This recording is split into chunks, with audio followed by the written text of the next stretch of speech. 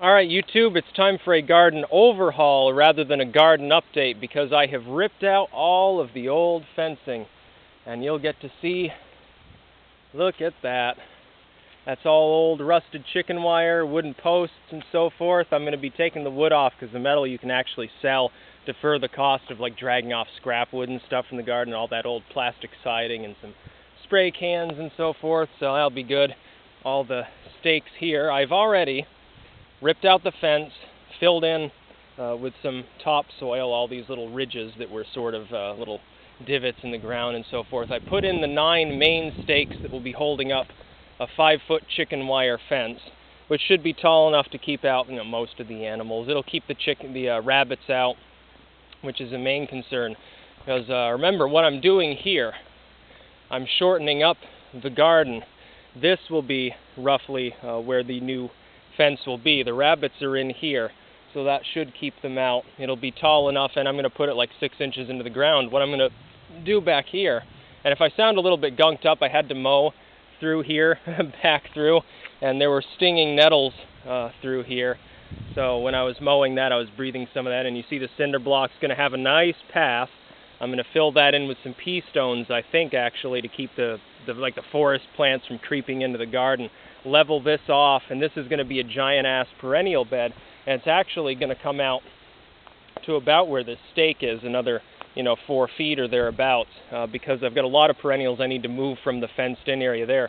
And then from this stake to this stake, that area will be grass. It'll be a gap wide enough. What I really want is this power line here.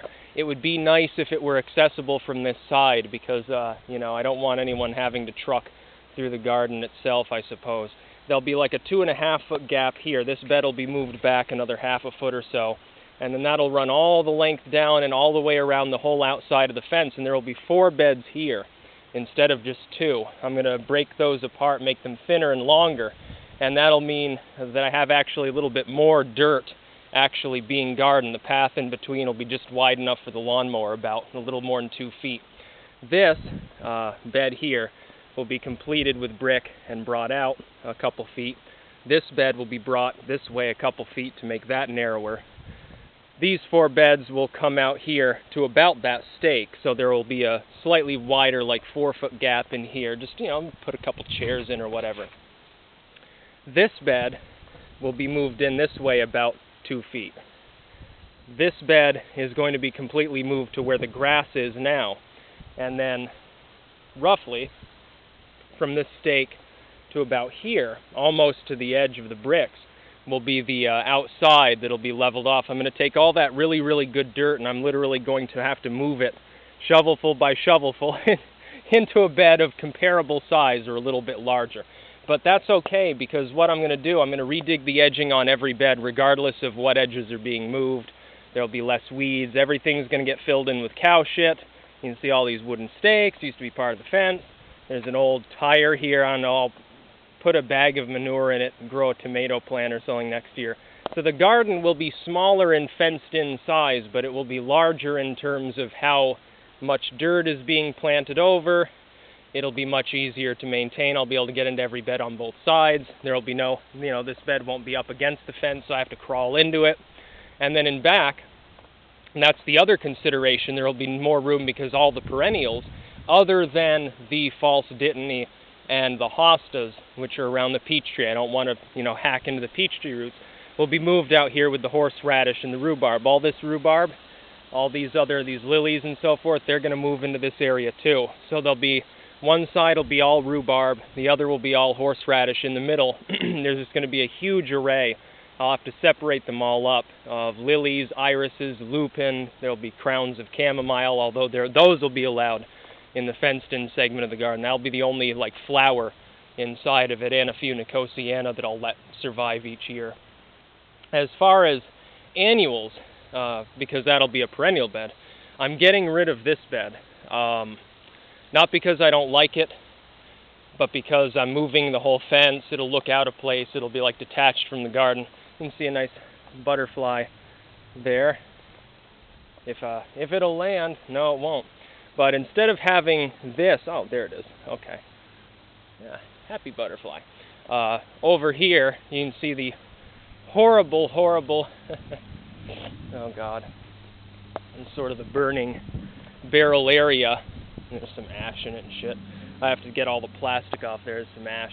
I'm going to be burning all that old scrap wood, anything that doesn't get hauled off. And this whole area, this old fire pit there is going to get filled in. I'm going to take the brick, burn the wood, and remove the metal framing around it. This whole area around the burn barrel is going to be a giant raised bed. I'm going to get some brick or wood or whatever, stack it in there, put in some cow shit. That'll be for annuals. And it's actually going to extend a significant distance out, because this dirt, you know, because it's so near the burn barrel, it's actually kind of fucked up. It would be better to put manure in. I'm not conducting as many burns, but that'll help rejuvenate the soil. There will be a bed around this tree as well, probably about 4 feet out from it. I'll pop perennials in mostly, but there'll be some little patches of annuals. And that's the overhaul that I'm doing. I'm almost done with the fencing, because now all I've got to do is install the actual new chicken wire. See how long that friggin' pole is. Jesus. I've got to put in the new fence. Again, 5 or 5.5 foot chicken wire. So there's my communism there. Gloves. But once that's done, I just got to do the beds and, you know, fill them in with soil and so forth, and that'll be all ready for next year. I want to get that done, if I can, really, before the end of October, because then the weather gets colder. Like this time of year, it's nice. It's pleasant to work outside. A little bit, a month later, it gets a little chillier, and then by the end of October, it's a little bit too cold to work, really. You know, you got frost. You don't really want to work through the soil, even with gloves. Your hands get all numb and fucked up. But the garden will be larger in total scope, significantly larger. It's just, it'll be easier to maintain. It'll look smaller as far as the fenced-in area goes. I'm also doing that because it'll be less expensive to buy that much chicken wire, honestly. It'd be more expensive if I had that other 30 or 40 feet of perimeter to actually cover. And it doesn't work having fencing along that edge anyway, because the forest literally creeps into the garden. So, yeah. There's still some flowers. Happy sunflowers that are so tall they got bent over. That one there is probably a 10-footer. It's just it didn't manage to keep itself upright. Lots and lots of Nicotiana. They're not really open right now, for the most part. But that's about all.